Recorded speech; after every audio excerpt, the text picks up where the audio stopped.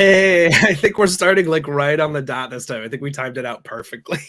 We did indeed. We did indeed. Hello, everyone, and welcome to GPS Live for the week of March 10th, 2023.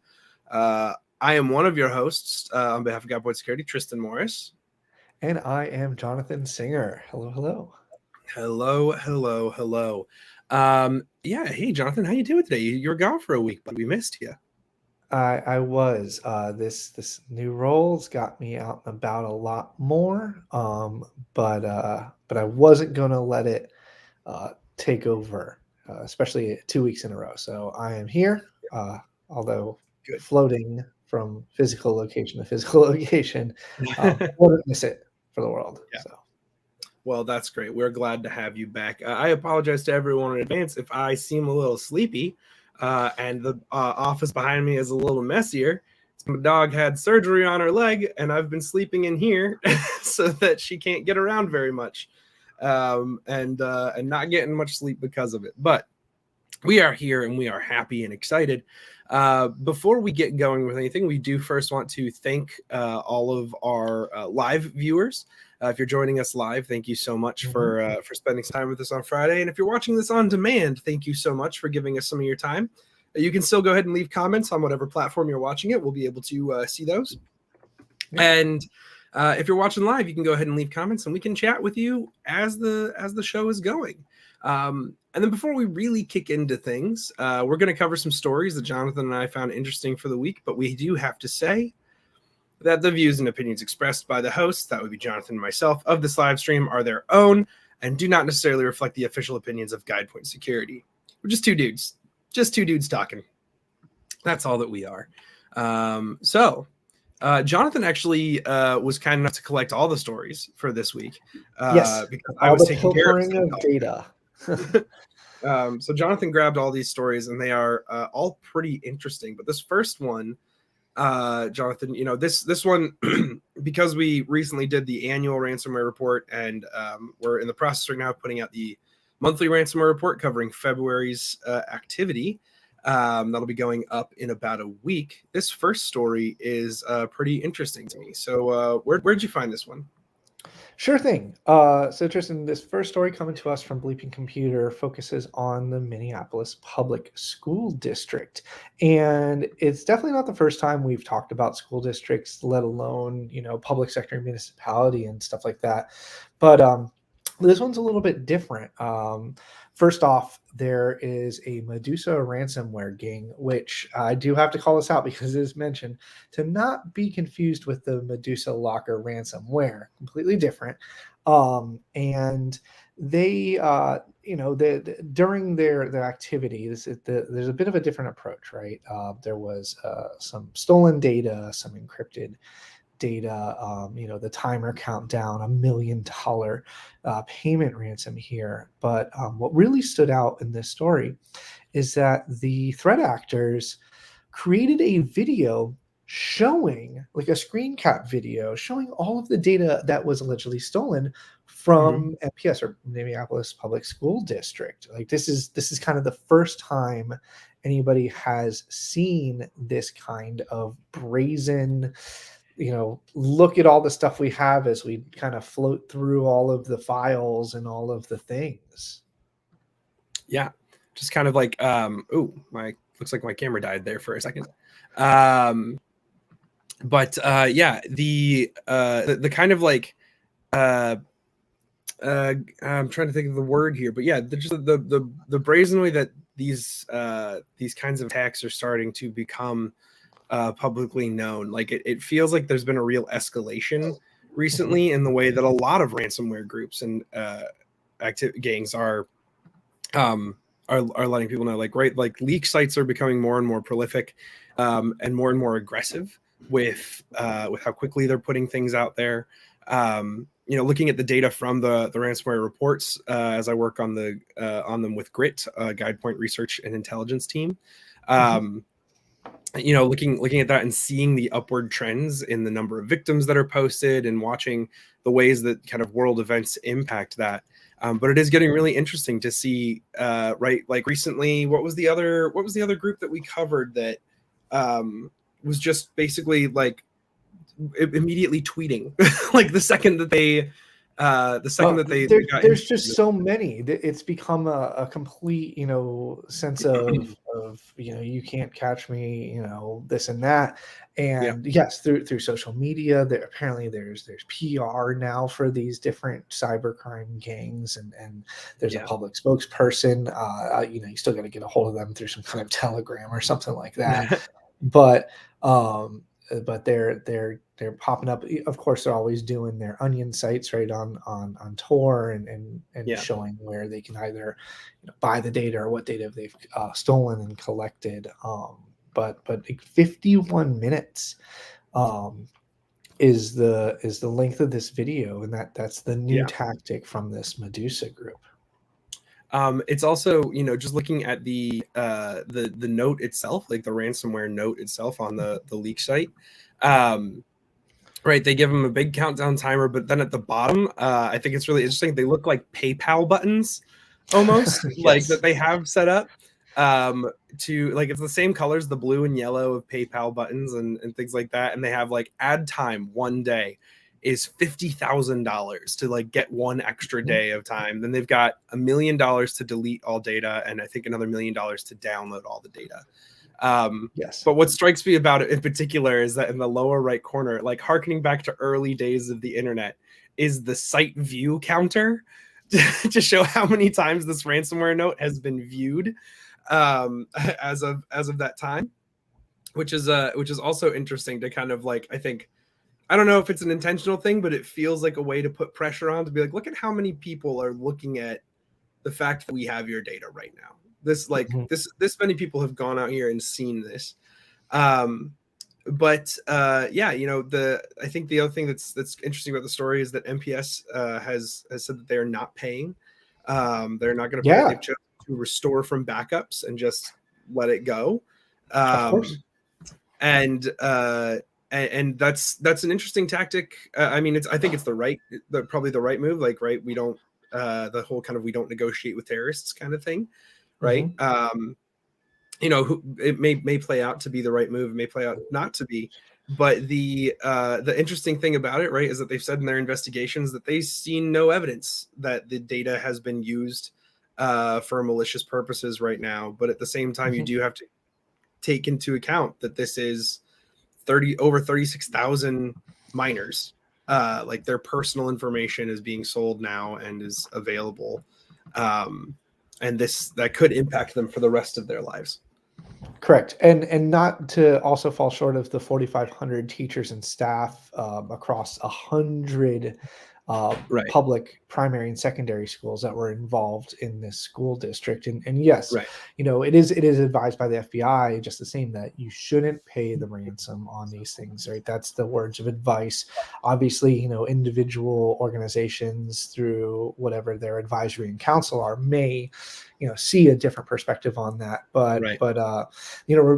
as you mentioned, right, that the website that's saying, hey, this data has been breached, right? Yeah, you mentioned 50K to extend a day, but what's interesting is they're saying we want $1 million either from you to make this go away, or we'll take $1 million from a potential purchaser of all the data set, right? However, this is going to be available. So I don't imagine it magically disappearing. Or that, kind of falling off it. They'll probably find ways to still want to try to sell it, right? If they're not making money, it does, the crime doesn't pay kind of thing. So it sounds like they need to, they're going to try to figure something out here, but good on MPS for not paying and that they can operate from an internal backup.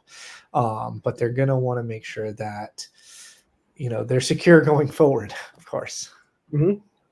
And it does mention in here that according to the story on Bleeping Computer, right, we may see a bit of a shift, like from the time that this was written to now, because Medusa, which it is worth noting, this is not Medusa Locker. This is a different group that has named themselves after Medusa. So this is not the well-known Medusa Locker group, but this Medusa group has been fairly active in 2023. But since they have now delivered on their threat to make the data public, that may impact kind of the conversation moving forward. But MPS has notified students and teachers that now that this data is public, like they are at increased risk, elevated risk of things like targeted phishing attacks, targeted scams. So yeah, a story to watch and see as it evolves, where it goes. But that was an interesting one because of that new tactic of just publishing a video of all the data. That's pretty significant. Absolutely. You want to take us off on this transition to the next article? What's our big thing here? Absolutely. Let's see. Actually, as we're transitioning into this one, Corinne says that she worked at the U.S. House of Representatives for 15 years, so she's not surprised by this next story. I'm assuming that's what you mean by USHR, Corinne. Yeah. So this one came to us from Reuters, and we also do have another source on, I think, from Bleeping Computer with a little bit more information.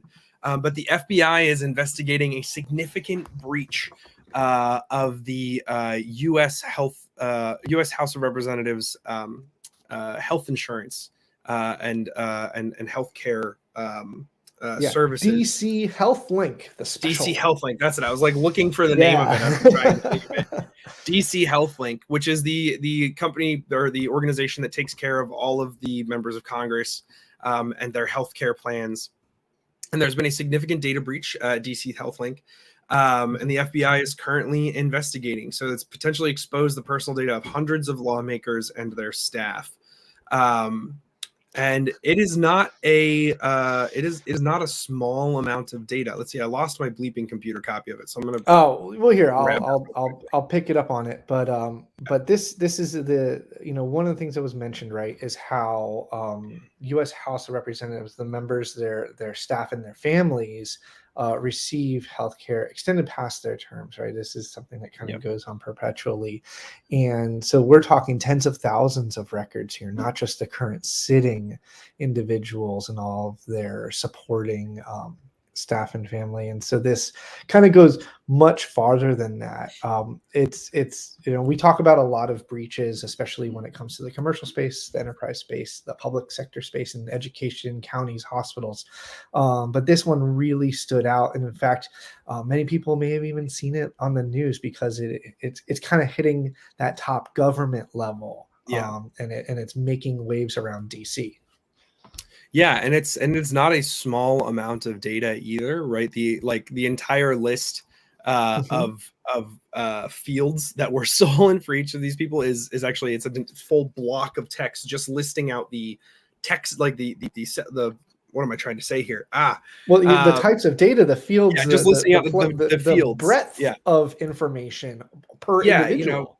Everything from like. You've got stuff like your subscriber ID, member ID, policy ID, things like that may or may not be useful in attack. But then you've got first name, last name, social security, date of birth, gender, relationship, benefit type, like just all of this information, like enough information to really cause significant issues when it comes to social engineering, is certainly. Right, being able to look and say, here's lawmakers and their personal staff and all of these kinds of things, and now I have enough information to be able to go to other places and convince them that I am this person. But also just not the kind of information that as a lawmaker you would want floating around out there necessarily about your entire family. Anyone who is, subscribed through this program with you. Bleeping Computer did discover, in their in their writing of the story, that one threat actor known as Intel Broker is already selling the House members' information on a hacking forum. But that leads to the kind of the interesting little tidbit why you wanted to include the Bleeping Computer article in the first place. So what's this little tidbit, Jonathan? I found it really interesting. So we by the way, for our listeners, we try to get from a variety of sources online. We tend to not just focus on one syndication for our news stories, and this allows us to kind of capture extra tidbits of data as they happen. And one of the most interesting parts is because this individual is now claiming to have this data for sale already on underground hacking forums. the FBI has stepped up to purchase a small segment of that data, and I was using that to validate. Now, there isn't a whole lot of information on how much they have collected, how much they paid, or even if it has been confirmed. But the fact of the matter is that the FBI went and collected some of this data from a potential person who's claiming to have the information that was breached, really throws an interesting twist into the story, that there is some sense of interacting and going out and making sure that for what they saying is real really is it. I just found that to be very interesting aspect of the story as we continue to learn more. Yeah, so this very much like the last one that we just covered. For some reason, my brain keeps trying to say Milwaukee when it's Minneapolis, but I just feel like very they've much been breached too. very similar to the statements that were made there. Hey, there's ongoing monitoring going on. They're taking an abundance of caution. They're notifying impacted customers. But with both of these, right, I think a common link between both of these is attacks against really kind of like more not infrastructure. That's not the word that I'm looking for, but right, going after these kind of like municipality, like the things that are supporting the actual continuation of governance, and after that to get access to this information, I think, and to get access to these systems that hold this really sensitive information, that is going to really put pressure on different organizations, right, to either pay ransoms or comply with demands. It's interesting to see this kind of like trend in that direction. It could even go further, as Corinne just mentioned, that it might help out with legislation. Now, having looked through it, first off, House Speaker Kevin McCarthy and House Minority Leader Hakeem Jeffries also, are stepping up and speaking about this breach, and they're calling the incident an egregious security breach. This is a bipartisan, kind of opportunity for everybody to come together and say, like, look, we're all affected in this. This is a problem. This is one of those things where it doesn't matter what side of the aisle you may exist on. Hopefully, we will start to see, something good maybe come from this. Now, the other point that Corinne is making is that now that the data is kind of out there, we may see people do something malicious with it. Not to say that we haven't already seen malicious actors in our communities. For instance, kind of a side topic, but there was the attack in Atlanta on the police training facility, where with a little bit of information, domestic terrorism is still kind of a thing, and this bit of data could lead to bigger challenges for some of our politicians. Yeah, absolutely. And it's actually another kind of nice dovetail into the next story, because one of the things that we were talking about last week was the White House's new guidance for cybersecurity that covers things like building secure systems from the beginning and making cybersecurity important from the very get-go, and doing ongoing investigations. Wait, is cybersecurity not important? Well, it wasn't until last week when apparently the White House said it was. News for all. Yeah. It's one of those things where it's kind of like the existence of like Cybersecurity Awareness Day or month or whatever, right? Where it's like, we should probably have more than a month. Like, it's the fact that we need to say that there's a Cybersecurity Awareness Month is a problem in and of itself.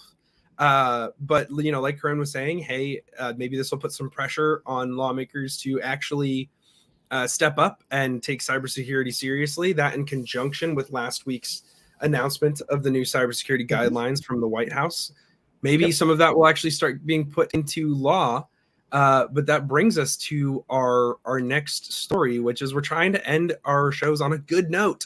Yeah, the feel goods, the feel good stories.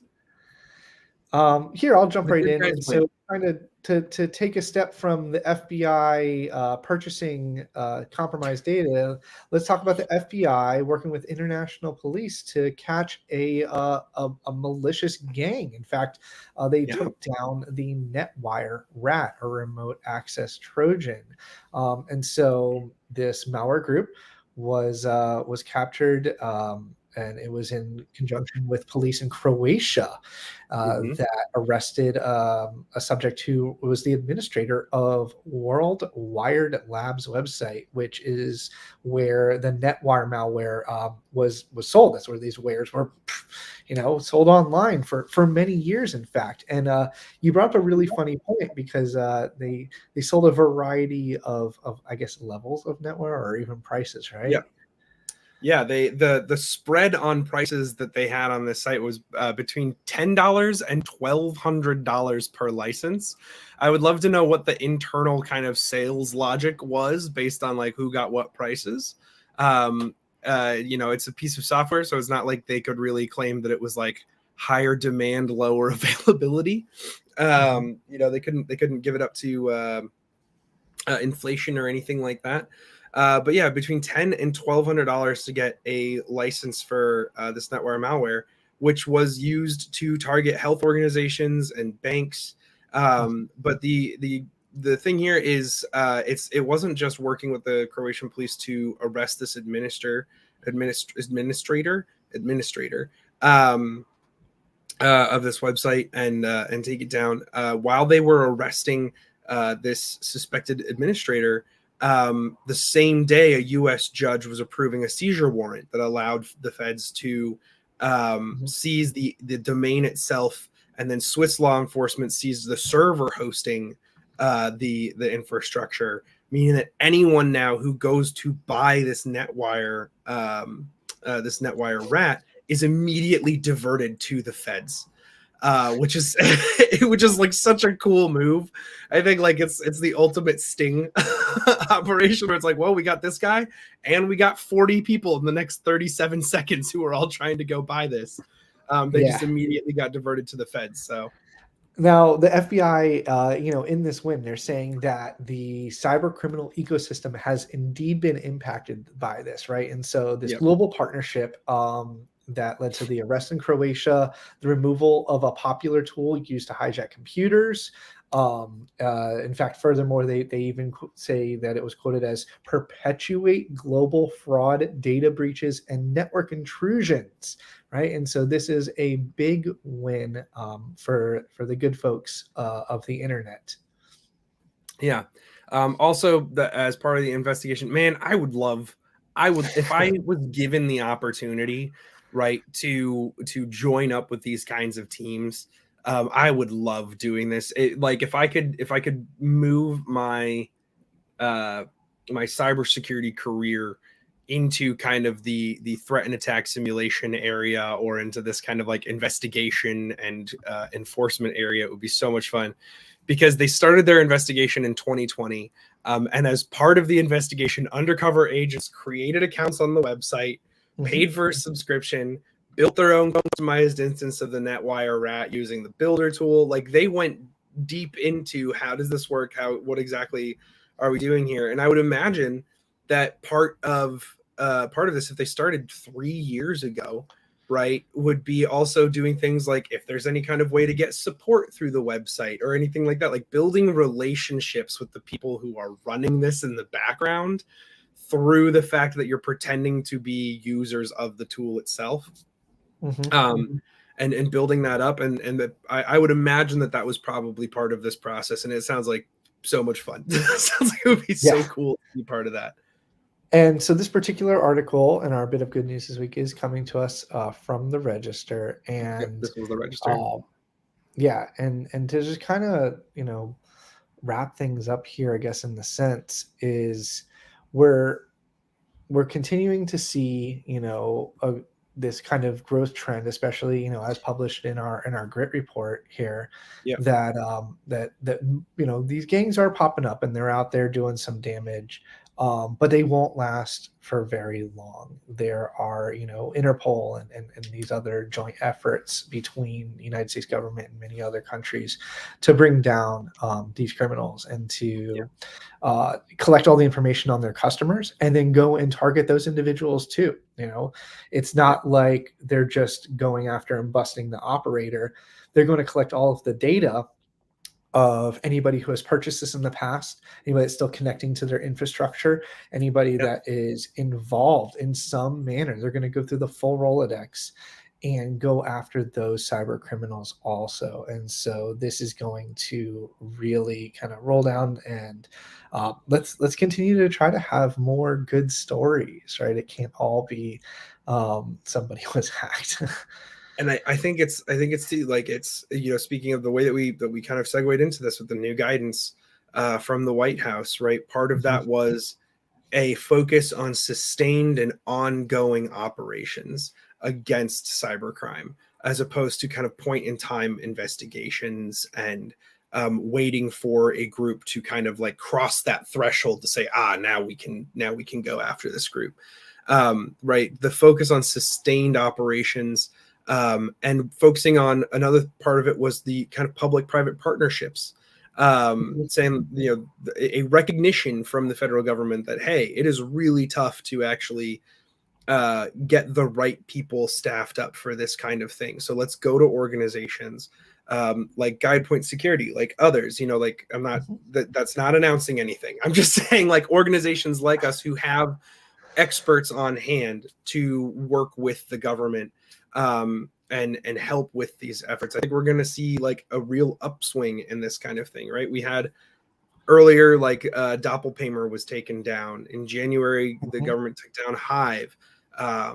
We had last year, we had a massive international effort around. I keep forgetting they were so important for us in the beginning of our show because we talked about them every single week. But the group that was just teenagers in the UK turned out. Yeah. Lapsus. Lapsus. Yeah. I'm glad we don't talk about him anymore. I'm so glad that I never wanted to hear that name again.